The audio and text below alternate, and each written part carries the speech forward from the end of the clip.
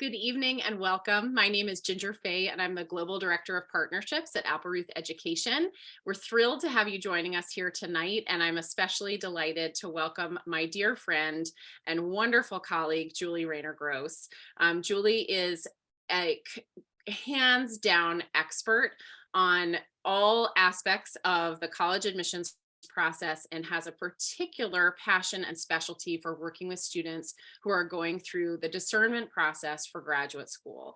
And so Julie is going to talk with us tonight a little bit about how to make the decision to figure out what graduate program is right for you. And she's going to bring in some of her expertise as someone who knows everything about everything in the world of psychology and how that You. applies to our education and the choices that we make professionally. So Julie, we're looking forward to hearing from you, and I want to let people know a few things. One, that this session is being recorded and you will receive a copy of this recording hopefully by the end of the week. So if you aren't able to take notes, you'll be able to review the recording at a more convenient time if there's anything you want to review. So that's number one. Number two, Julie is here to answer any questions you might have. So you're welcome to put those questions in the Q&A box, and we will squeeze the questions and as many answers as we can into the next hour. So please feel free to pop your questions in as they occur to you. And then the third thing is I want to tell you just a little bit about Appleruth and why we do programs like these. So as I mentioned, my name is Ginger, and I've worked in college admissions and college counseling in lots of different ways over the last 25 plus years. And what I love about working at Appleruth is that everything we do is student-centered and student-driven, because we believe that when you change a student's self-belief, you can change their life. When students know what they're capable of and they believe in that about themselves, then everything you teach them sticks and really remarkable things can happen. So we're excited to be part of students' journeys, and we do programs like this to try and just share good information and ideas out in the world and bring together thoughtful experts in the field of education, including Julie tonight. So we help students in three different ways. We work with students on academic tutoring. We start with little people in elementary school, and we work with students in college all the way sort of in between. So we work with a lot of students who are in college courses and they're looking towards graduate programs, and they know that these grades are going to be really important. So we're excited to pair them with a tutor who can help support them in a class if they're struggling. We help students with high stakes standardized test prep, like the GRE, which we're going to talk about a little bit tonight. And we also work with students on executive function coaching, which is helping kind of put together that those skills, that executive function skills that help us be organized, thoughtful thinkers, and so we can approach our work in a successful way. So I've told you a little bit about me. Julie's going to introduce herself and tell you a little bit about her, but I wanted to ask if we can run a quick poll so we can know a little bit about you. So we'd love to know if you're a student going through this process, if you're a parent thinking about your student, or if you're like us and you're an educator just trying to learn a little bit more about this process, and where, if you're a student or representing a student, you are in the process. And if you're a parent, you may have more than one child at a different stage or age, and if we can help you here at Appleruth. So if you can take just a minute to answer the poll, we'll be grateful. And that's the last question we'll ask you, and the rest of your questions will be answered. So with that said, I want to introduce Julie Gross, who has a lot of degrees, which helps her know and advise students on their journey and their pathway. She has worked in this field for longer than either of us want to admit, because we've known each other that whole time. And she is a stone cold expert on this. So I'm thrilled that she could be with us. Julie, thanks so much for being here. Ginger, thank you so much for that warm introduction. And everyone, welcome to our presentation on how to decide which graduate program is right for you. I'm Julie Rayner-Gross, founder and president of Collegiate Gateway. And I will say outright, I have been doing this for over 19 years. Next year is the big 2-decade celebration. My background is very interdisciplinary. I have extensive grounding in psychology, education, and business. Collegiate Gateway provides both college and graduate school admissions consulting in all fields because I love learning about everything. And in addition to the industry associations for college advising, I belong to associations for grad school advising. And recently I attended the virtual conference of NAAHP, the National Association for Advisors to the Health Professions, which is about med school, AGAC, the Association of International Graduate Admissions Consultants, which is for business school advising. And being in touch with admissions officers and colleagues is a wonderful way for me to stay informed. Tonight's agenda is very ambitious. We will cover the universe of grad schools, looking at all of the different types, including med, law, business, psych, grad. And then I'd like to talk about identifying which grad program is right for you and the importance of identifying your personality, interests, strengths, and preferences. We'll then move on to preparing for grad school in terms of academics, testing, and extracurriculars. And then once you're at that point, you probably will want to know, so what does the application entail? And I'll talk about the different components of the application, the quantitative aspects, qualitative, and then a few sample timelines for different kinds of grad school. So what is the universe of grad schools that I will be talking about? Medicine, law, and business are often referred to as the professional grad schools. Then psychology is another area that we do a lot of work in. And then master's and PhD programs in all different fields. So for this particular presentation, I'm not including the very specialized world of arts grad schools for creative and performing arts, which involve auditions and portfolios. We'll save that for another time. So to identify the best grad school for you, it's very important to evaluate all your experiences, including academics and activities that have been most meaningful to you, as well as who you are as a unique individual. Consider your personality, values, interests, and skills. What are your strengths and preferences? First, I'm going to talk about assessments as a way to learn more about yourself. I'm a master practitioner of two leading assessments, the MBTI, the Myers-Briggs Type Indicator, which identifies innate personality and helps you understand how you prefer to interact with people, work on a team, communicate.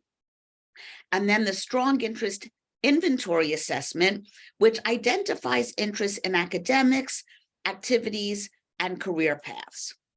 Let's take a closer look at the MBTI instrument and how this can be useful in planning for grad school and careers.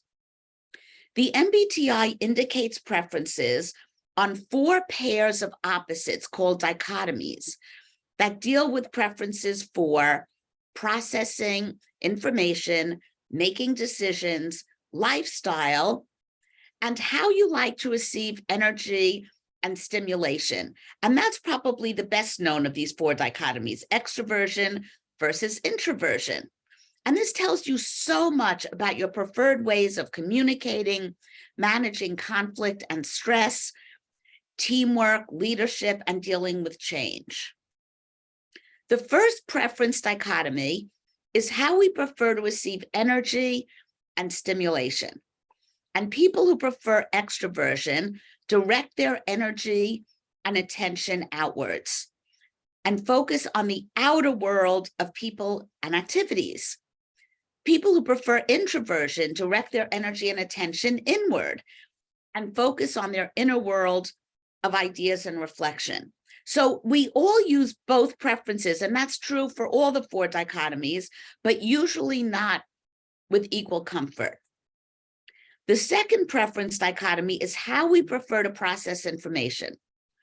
And people who prefer sensing, and the terms in this whole structure are very unique to this particular assessment tool. Sensing people literally take in info through their 5 senses, and that's the only info they trust. They focus on present realities, verifiable facts, and experience. Whereas people who prefer intuition focus on future possibilities, the big picture, They draw meaning, patterns, and insights from everything around them. The third preference dichotomy is how we prefer to make decisions. Thinking people prefer to step outside the situation to obtain an objective view, and they make decisions based on logic and cause and effect factors.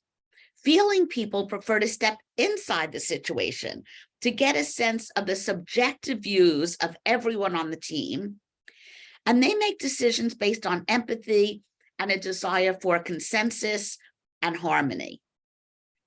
Finally, the fourth dimension is our lifestyle, and this is actually what the Myers and Briggs mother-daughter team added to the Jungian theoretical construct.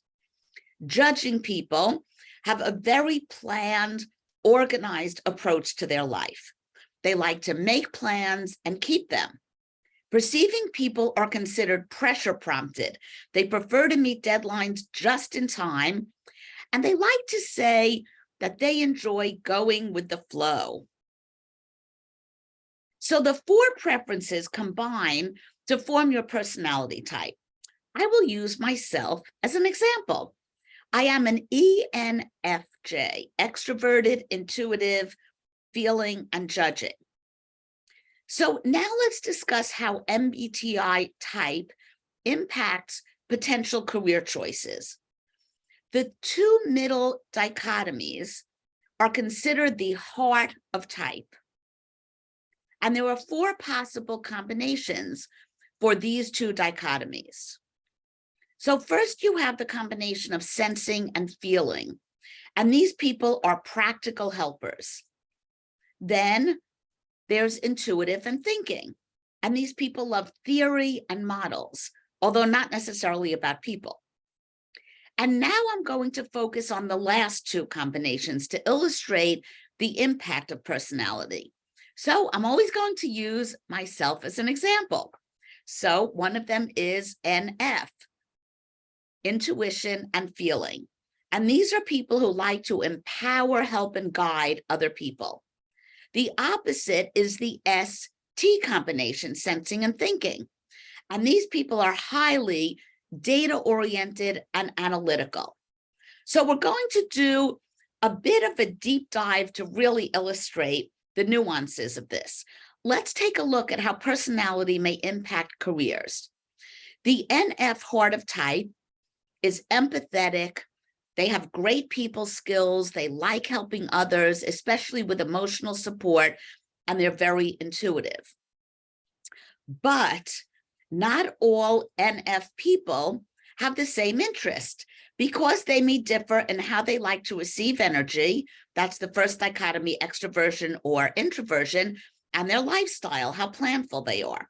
So now we're going to compare two personality types with the NF heart of type.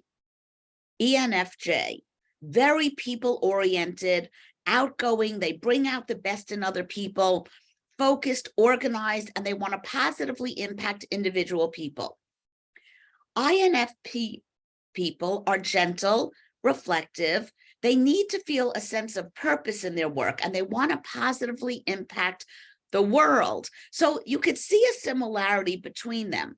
There is some overlap, in fact, in the careers that they're drawn to, and yet there is some very interesting differences. So ENFJs may be happiest in careers where they deal one-on-one with people, like the kind of work I do, dealing with individual clients. So psychologist, teacher, editor, whereas INFPs may choose careers where they can change the world, like activist, journalist, missionary. And now let's look at the ST heart of type. STs are analytical, objective. They prefer working with information as opposed to people. But just like the NF, people, not all STs have the same interests. So we'll look at two ST personality types.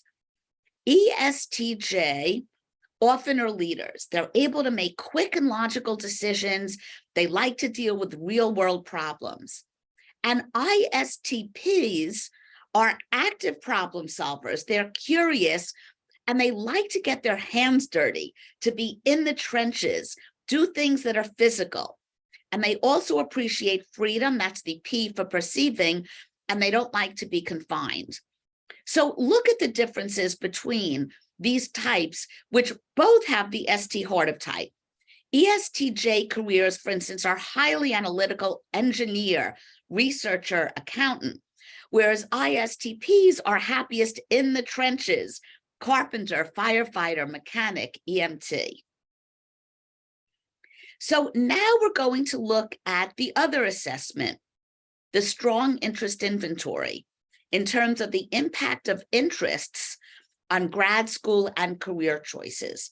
The strong interest inventory is another assessment tool, also based on a psychological theory. This is John Holland's theory of vocational psychology. And the theory is that there were 6 themes of personality and 6 themes of interest. And we are most satisfied when there is an alignment between our personality and activities or career paths. So let's look at each of these 6 themes. I'm going to summarize each of the themes and then share with you several examples of grad programs within each of the themes. And just like with the MBTI, the terminology is very specific to this particular assessment tool, and I will define each of them. Here's the first of the 6 themes, called realistic. And people who have an interest in this theme are called doers. They're motivated to use physical skill. They like fixing, repairing, building things, and their preferred work environment is very physical and product-driven. And here are some degrees. Any degree in engineering, architecture, occupational therapy, physical therapy. For the investigative theme, the motivator is to analyze, ask probing questions, and satisfy your intellectual curiosity. The people are called thinkers. They like solving complicated problems, conducting research using theoretical models, especially in the sciences. So some grad programs in this area would be MD, to become a doctor, or DO, an osteopathic doctor, master science, or degrees in psychology like PsyD or PhD. For the artistic theme, no surprise, they're called creators. They like to express their creativity in all forms, such as creative and performing arts, even cooking, baking, interior design. Their preferred work environment is highly aesthetic and unstructured. And some degrees that would correlate with this could be an MFA, a Master of Architecture, or a DFA. For the social theme, and the term social in this context does not mean extroverted. It means the desire to help and empower and support other people. They're called the helpers. They like teaching, counseling, guiding others. And this kind of work cannot be done alone like the investigative and artistic can, because you need another person to help. So it's very relationship oriented. And some of the degrees are a Master's of Education, a Master of Social Work, again, the psychology degrees, a PsyD or a PhD in psychology. Now we go to the enterprising theme, which is motivated by the desire to persuade and influence. So it's very correlated with business and law, because when you think of it in business, you're persuading people to buy products and services. In law, you're persuading people of your ideas. Enterprising people are called the persuaders. And some of the grad paths are an MBA, a JD, and even a Master's of Education or a Master's of Business. And now we come to our final theme of the 6 themes, the conventional theme. The motivator is to organize information and data, and they're called the organizers. So they like to organize information into reports and data into charts and graphs, and their preferred work environment is extremely organized and hierarchical. And during COVID, I thought that this theme was tailor-made for COVID. because it's highly correlated with working alone on your computer. And in fact, many people pivoted to another career during COVID, like coding, in which they could work alone, did not need the interaction as much, and could be on their computer. So this is correlated a lot with anything IT related and everything related to business and law. So some degrees would be an MBA, any law degrees, or a PhD. Just like I did with the MBTI, we're now going to pull everything together with some examples. Everything is not all about me. However, I'm going to use myself as an example again. Who do I know better? So I have the ENFJ personality, as you remember, extroverted, intuitive, feeling, and judging. So you might think, okay, that's your personality. There are probably just a few careers that would be a perfect fit. No, because depending on what I'm interested in, that aligns together with my personality to suggest a variety of different careers. So first we'll look at realistic, fixing, repairing, building. So if I were interested in that particular theme, here are some careers. Like landscape architecture is a perfect example of ENFJ desire to help other people to build something unique. Investigative. So in this case, it's problem solving, research, scientific, combined with people. So family medicine would be a perfect example. All the social sciences would involve both the problem solving and the ENFJ personality. And now we'll look at artistic. So these careers are applying an ENFJ approach to the arts field. So it's empowering people through, for instance, arts education or management.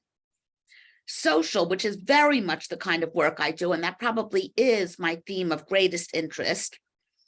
And so all of these involve other people and helping them. So you have educational counseling, which is exactly what I do, teaching, or the administration of education. And finally, let's look at enterprising, which is business. So all of these careers for ENFJ who loves enterprising, all are related to a business environment. And then with conventional, it's more technical, utilizing analytic tools, utilizing computers. So that's where you come up with, for instance, compensation management, which is very analytical, administration, library science. So you can also see some overlap between the different professions. So for example, being an educational or career counselor is a great match for someone who has interest in enterprising and the conventional themes. Psychology and counseling for people with investigative and social themes. And medicine, providing medical care would satisfy someone with interest in the investigative and social, but administration of hospitals would be for someone with interest in the conventional theme. So the combination of the MBTI and strong interest inventory give you a wealth of information about possibilities for you to consider. It's not prescriptive in that it's not prescribing that these are the only things you can do, but it's a springboard to give you a lot of ideas to consider. So now, with all of that as a background, we explored the impact of your personality and interests on potential grad path and career. So now we're going to evaluate the impact of experiences. And let's start with your academic experiences. What have you studied? What have you enjoyed? And what projects were particularly meaningful to you? Also evaluate your extracurricular activities, including your clubs, internships, shadowing, clinical experiences, which have to do with dealing directly with individuals or patients. Which of these have had the most impact on you, and which have you enjoyed the most?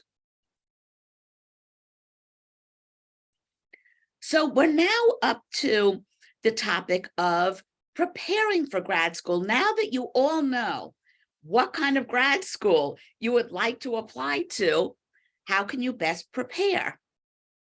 And students often ask me whether certain majors provide a stronger foundation for particular career interests. So you might be quite surprised to know that if you're interested in going to medical school, you truly can major in anything. People assume that you should major in biology, but in fact, majoring in biology gives you no statistical advantage over any other major. And in fact, there are a set of 10 required courses for med school, of which only 2 are biology.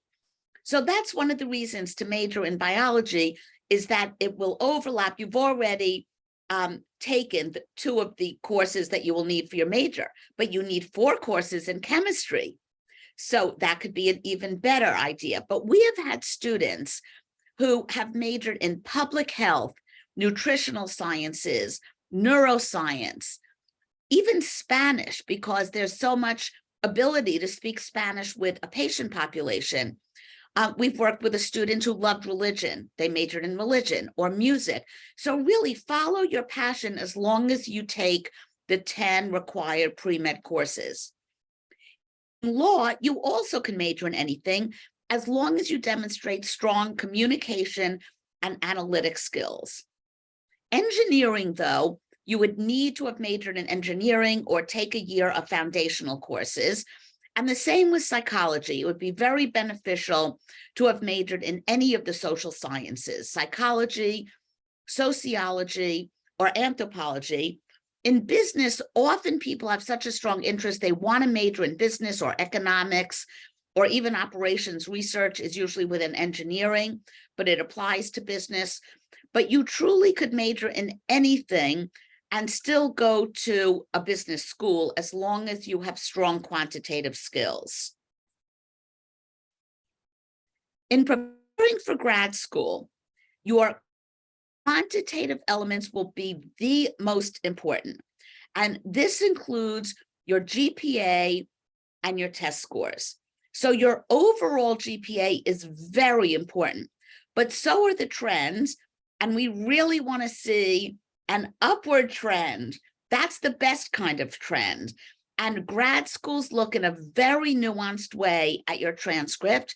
And they also look at certain courses which are given more priority. So another aspect of the numbers, the quantitative part of your candidacy, is the role of testing. And this is where Appleruth can be so helpful, because your test scores are the most important factor along with your GPA. And then the schools look at all of the qualitative factors that personalize you. So we're going to examine testing that is specifically required for each kind of grad school. And there is some overlap. So for example, for medical school, the MCAT is absolutely the one test. And for psychology, the GRE, and the same with engineering. However, law and business have become more flexible, partly as a result of COVID, and they also want to open up applications from a wider pool. So increasingly, they accept the GRE.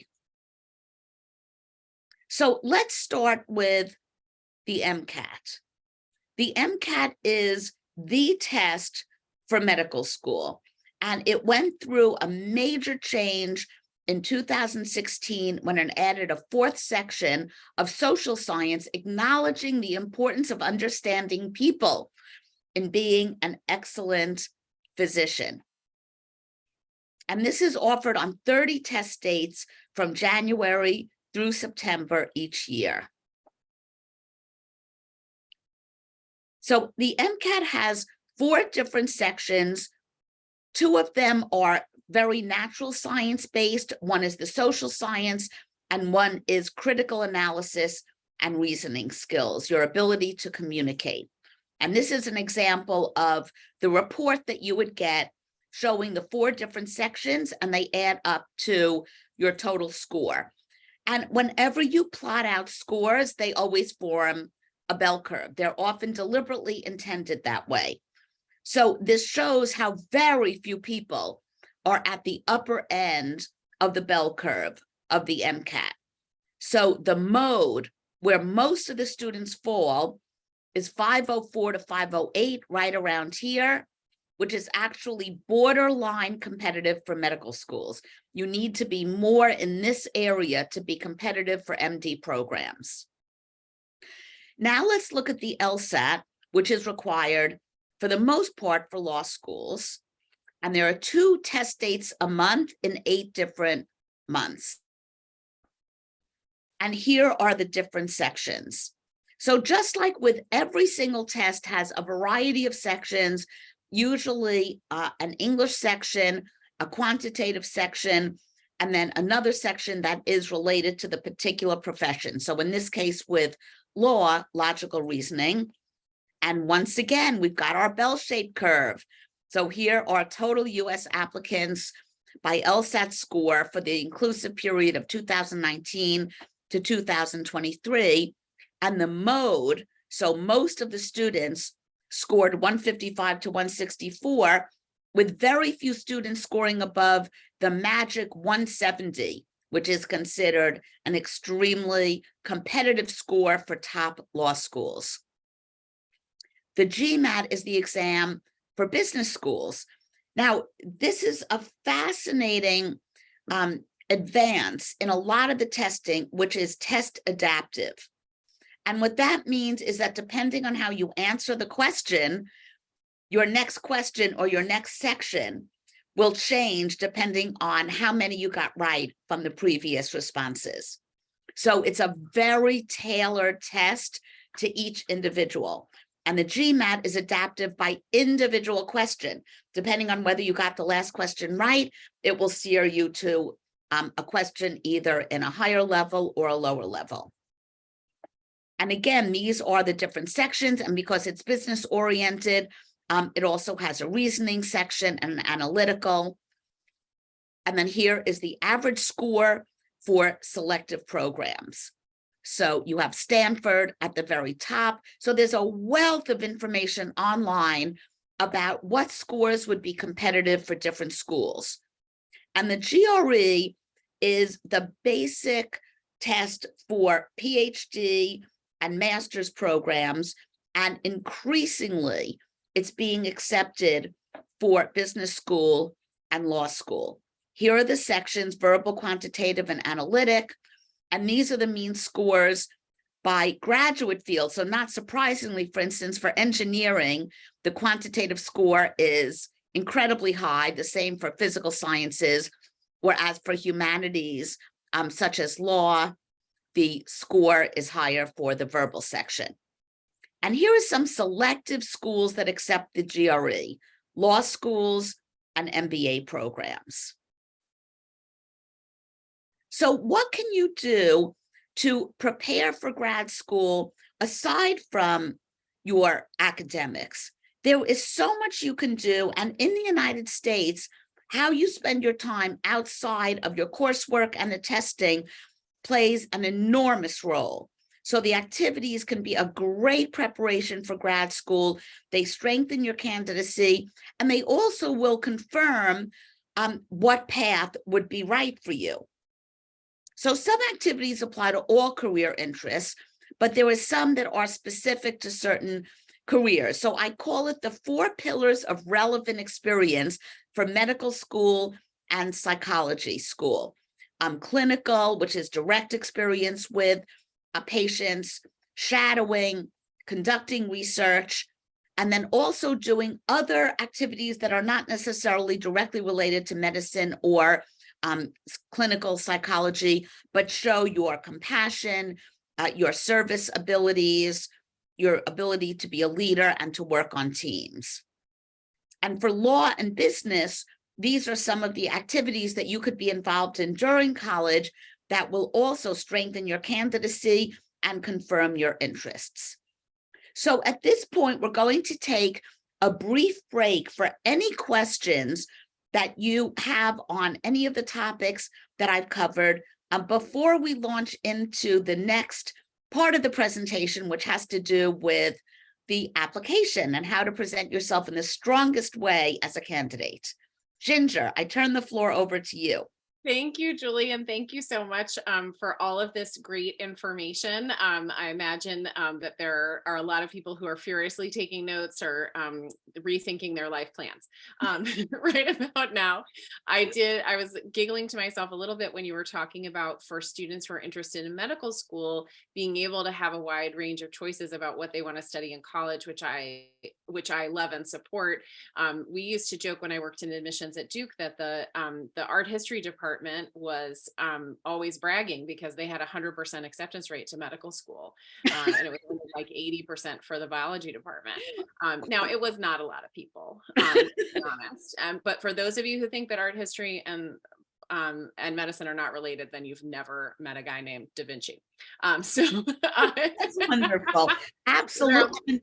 And in fact, medical schools like diversity in every area, and so do all of the graduate schools. They want students to be able to share a lot of stories and experiences from all different perspectives and walks of life. Absolutely. So one question we had early on is, how does someone do what you have suggested in terms of figuring out their type, right? Do people just kind of figure out what their Myers-Briggs type is? Should they take an assessment, an official assessment? Should they do something like the strong interest inventory? What are your recommendations for someone who is really trying to discern what to name their strengths, right? We know the things we like and we know what we're good at, but we don't always necessarily know how to name those things in order to point us in the right direction.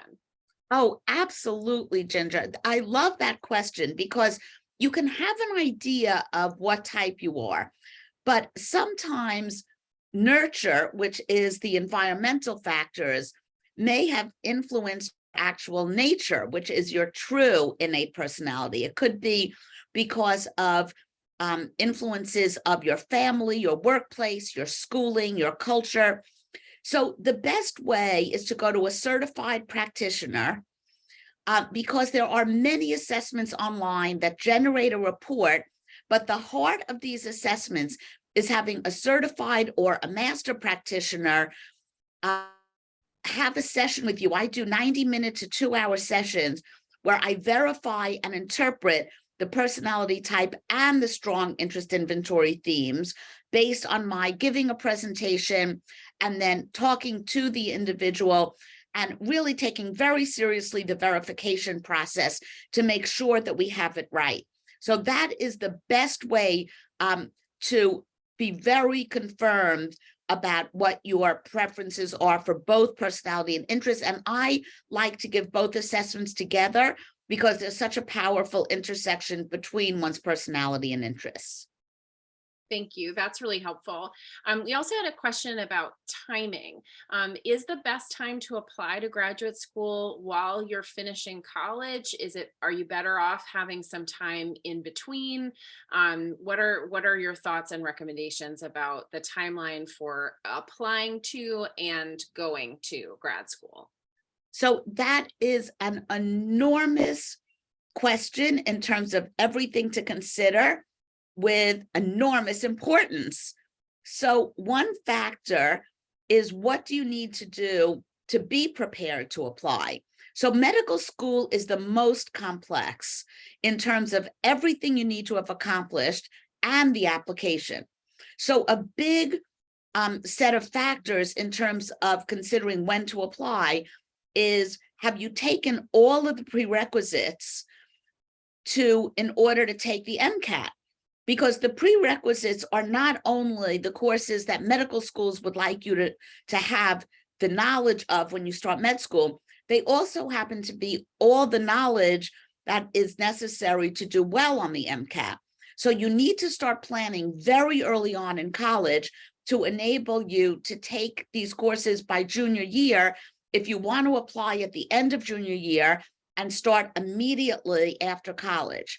And so often someone may come to me later on in the process, like junior or senior year, and not have thought through the sequence of all the courses they need to take. So that can limit you. So first, have you done everything to be a strong candidate for medical school or psychology grad school? Have you done all of the clinical work and all of the research? So some of the individuals I work with, 1 or 2 gap years in order to become a stronger candidate for grad school. And that would apply more for medical and psychology, but also business is in a unique situation. When I went to business school, it was very common to work for 2 years and then go to business school. So you would work for 1 year. During the second year, you would apply, and then you would enter. Now, the average number of years between college and business school is 4 years. That is so different. So if you're considering applying to business school, it's very important to make great choices about where you work, what your responsibilities are, because a big consideration is who is going to write your recommendations. So you really want to have substantive experience so that you can have very strong recommendations. For law school, of all of these different schools that I've discussed, there's really less than that you actually need to do besides being an exceptional student and doing well on the LSAT, and of course, great essays and everything else. But in terms of the gap year, a gap year is not necessary if you have done a wonderful job with your academics and your testing. So for each kind of grad school, it's very different. And if you want to go for a PhD, then often you will need to spend a few years amassing research and publications. So for every kind of school, the answer is very different, and it's very individualized based on all of your previous experiences. Thank you. That's really helpful. This may be another one of those questions where the answer is it depends. But we had someone asking about your thoughts on post-bac programs, if they're necessary or helpful. I think you might first need to translate for us Yes. what post-bac means. And then if you would tell us a little bit about your thoughts on those programs. Absolutely. So a post-bac is post-baccalaureate, and it's specifically used for medical school and other health professions. And there were 2 types. One is called the career changer. And actually, that term could be used for any kind of grad school. It means that you were not aware that you would have this interest in a particular grad path. So you did not take any of the prerequisites. So for medical school, for instance, you did not take the 10 required courses. For engineering, maybe you didn't take any engineering, you majored in something else. So a career changer is a 1 or 2 year program in which you take all of the required courses to apply to a particular grad school. The other kind of post-bac is an academic record enhancer, and this would be at a graduate school level. So again, using the example of medical school, if your GPA overall and your science GPA are not competitive for an MD program, that's an allopathic program where you earn an MD, or a DO program, which is osteopathic if you're open to DO programs, if you're not competitive, then you could get a master's in biological sciences or medical sciences, and that would become a graduate GPA. So it would not alter your undergraduate GPA, but it would be another line on your med school application that admissions officers would pay a lot of attention to. That even though you may not have been as motivated in college, you're showing aptitude for completing work in graduate school, especially medically related work, at a very high level. So those would be the different situations that I would recommend doing a post-bac program. Super, thank you. That's very helpful. The other questions that have come in are related to the admissions process. So I don't know if maybe you want to jump into the admissions process a little bit, and then we can ask these questions, which I think some of which you may cover, but we can dive into those next. Terrific. Okay, excellent. Great segue. So now we go into applications. And you may remember from college applications that there was a centralized platform called the Common App. but not all of colleges subscribe to it. So now over 1,000 colleges, mostly in the US, abroad, will accept the Common App. Similarly, for medical school, there is a common application called AMCAS, which is the AMC, the Association of American Medical Colleges. That's for MD programs. ACOMAS is for DO programs. Law schools use LSAC, the Law School Admissions Council. And then psychology, only some of the psychology programs use PsyCAS. So for business, the other psychology programs, engineering, and all other grad schools, PhD, masters, they're all school specific. So each particular application, you need to fill out the whole application. Of course, you can transfer and use some information from one to the other, but I think that is a very important context to be familiar with. What are the application components? We've covered the quantitative components of the GPA in your transcript and the test scores, and now let's turn to all the qualitative aspects that will boost your candidacy. Essays. I love essays. They are so creative. It is a critical part of the process. Excellent essays take a lot of good thought, writing, and editing. And I spend considerable time with my students brainstorming topics to discuss and then refining the essay to reach the most authentic and powerful representation of each student. There's a big difference between college essays and grad school essays. The grad school need to have more specifics about your academic and career interests. But I believe all essays should be creative and engaging. The most common essays that are required for grad programs are the statement of purpose and the personal statement. And overall, the statement of purpose is more specific, technical, research-oriented, goals-focused, and forward-thinking. And the personal statement is more autobiographical, broader in scope, storytelling, and more retrospective. Medical law and business programs typically have only the personal statement, whereas master's and PhD programs, which are more research-oriented, including psychology, may also ask for a statement of purpose. And then you have additional essays that are included for every one of these grad schools. It could be what I call a match essay. Why are you pursuing this particular degree? Why do you want to come to our particular program? Or a variety of other essays. Letters of recommendation are such an important aspect of how a particular grad school gets to know who you are as a person. And for different programs, there are different requirements, and each individual school has different requirements. Interview policies vary depending on the type of grad school you're applying to. And some schools offer interviews on a limited basis, usually by invitation only. If you are offered an interview, I suggest you take it.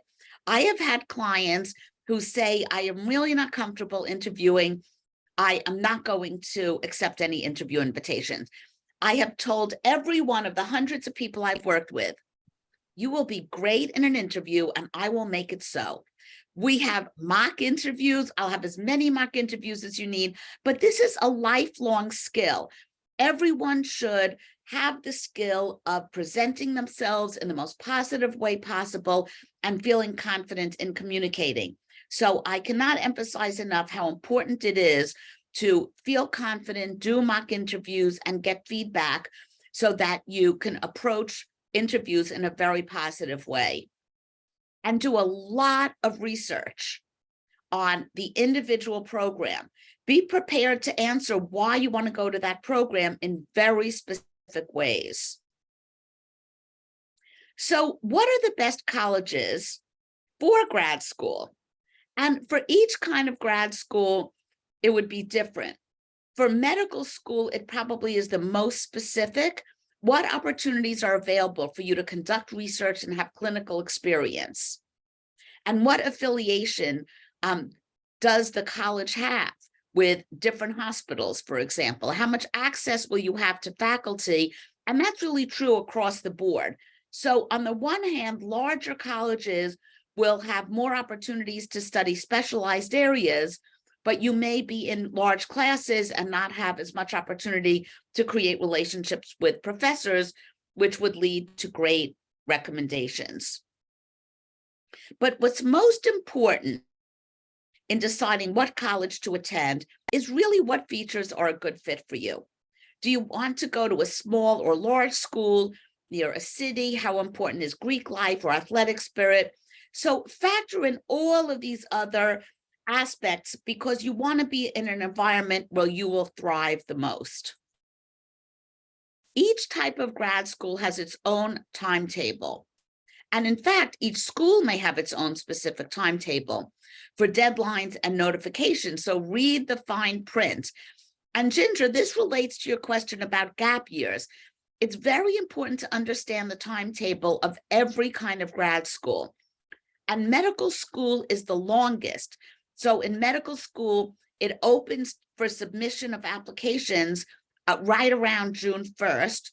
And then you may not be accepted until July or August, a full year later, off a wait list, for example. Law school will accept applications all the way through the fall and early winter, but it's a great advantage to apply as close to September as possible. And for business school, it has a very unique system in which each business school has between 1 and 4 rounds of application, and it's advantageous to apply in the first or second round. And with all of these, submit applications as close to the deadline as possible. So we apply a very strategic approach to helping individuals with graduate school.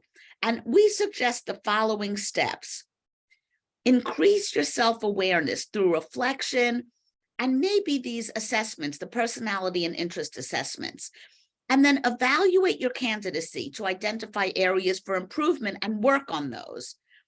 Decide what is your optimal timeline based on your candidacy and how much time you would like to have in between college and grad school. Research specifics about your programs, begin the whole process early, and be flexible if the situation changes. So we are going to have time for some additional questions, and it has been such a pleasure and honor to have the opportunity to share my passion for all of these topics with you. We have an ongoing series of free presentations and workshops that is on our website, and you can sign up for our newsletter, or you could schedule a 30-minute complimentary consultation through our website, the email address, or social media. I love meeting new people and potential people to work with. So feel free to sign up for that and find out more about how we might be able to work together. And now I turn the floor back to Ginger. Oh, thanks, Julie. Well, I just want to encourage people to take advantage of the chance to sign up for an initial consultation with you. It is the best 30 minutes they will spend without spending any money at all. And I appreciate you so generously sharing that with the audience that's with us tonight. As a reminder, you will get a copy of the recording of tonight's presentation, so you'll be able to follow up with Julie and her team if that's something that's important to you. If we can be of help to you here at Appleruth, it would be our pleasure. You can set up a Calendly to talk with anyone who's on our team, whether we can help you with academic tutoring, prepping for the GRE, or executive function coaching. We'd be honored to be part of your journey. Okay, a few questions, lightning round, before we get to the end of the hour, Julie. How does a graduate program evaluate rigor on your transcript, right? In high school, we had honors and AP classes and IB and maybe dual enrollment. And in college, some schools, have an honors program, but some schools don't. How as a graduate program know how hard the program you've put together for yourself is? Wonderful question. So typically, there would be a numbered system for courses where you would have intro courses at the 100 level, the next level is 200, and the more advanced courses could be 400 and 500. You could take graduate school courses. So the numbering system in college is often a great key for the grad schools to see the rigor of your courses, and also the particular major. So grad schools know, for instance, that biomedical engineering will be a more rigorous major than history, with all due respect to history majors. But certain majors inherently have more courses in terms of the sheer number of courses, and more rigor in terms of the amount of time that's required. Another aspect that is one of my favorites is the opportunity to do a thesis, an independent senior year thesis. And that would be one of the most rigorous things that you could do in college. Some colleges have that as a requirement, like Princeton, my alma mater. And it was one of the most intellectually stimulating experiences of my life, doing a thesis in developmental psychology. Other colleges like Harvard and Yale, to graduate with honors, you opt to do a thesis. So at most schools, you can opt in and work closely with a mentor, with a professor, to explore a topic in detail, and that would be considered one of the most rigorous academic activities that you could do. Thank you. That's really helpful. When thinking about medical school, can you talk just a little bit about like what the difference is between a clinical experience and shadowing? Yeah. Like, does it matter which one, and like how would you describe those differences, and how do I find a chance to do whichever one is the right one to do? Terrific. It is so important. Clinical is the most important. Direct experience with patients. Now, you're doing this before you become a doctor, so it's not expected that you're going to diagnose and do surgery when you're doing clinical experience. But even if you're wheeling patients to an appointment, to surgery, you're talking with them, you're getting to know them. If you volunteer in a nursing home, that's clinical experience. So any direct experience with patients, and medical schools and psychology schools place the most emphasis on that particular extracurricular activity. The next, shadowing, is another form of observing patients, but it's really in the form of observing physicians as they interact with patients. It's not that you are directly dealing with the patient. And I would say, as a rule of thumb, medical schools would love to see at least 50 or 60 hours of shadowing. So you're learning what kind of doctor you might like to be, what are the appeals of different specialties to you. So the shadowing is a very different kind of activity, but also important to med schools and important to you in confirming your interest. Thank you. A slightly related question. We had talked before about how you can apply to medical school from any major. Are there majors that would be considered the most rigorous, and perhaps because of that, signal your readiness for the rigors of medical school? Yes, I would say majoring in engineering, which is quite a feat to satisfy engineering, which often is 12 to 14 courses in the major, and also the pre-med requirements. I would say statistically, that gives you a boost because it's so analytical and so rigorous. I would agree. The biomedical engineers definitely had an edge, I think, in the med school application process back when I was on that side of the desk. I want to end with this question because I think it's a really good one. What advice do you have for college students to develop relationships with people so that they could ask them to be a recommender? Or if you are doing a gap year or 2 or 4, how do you maybe go back to foster the relationship in between, or go back to some of those relationships? So what advice do you have for folks on the recommendation side? Because I know some students get a little bit shy about Yeah. asking, other students not at all. But for the And sake of that's the shy ones, totally, and Ginger, that's the extroversion introversion dichotomy. for sure. So Absolutely. we end where we began. It's perfect. Wonderful. So going to office hours is a phenomenal thing to do. typically you will have some questions, but even if you have no questions, you can discuss what the material means to you. It's a great way to get to know professors more.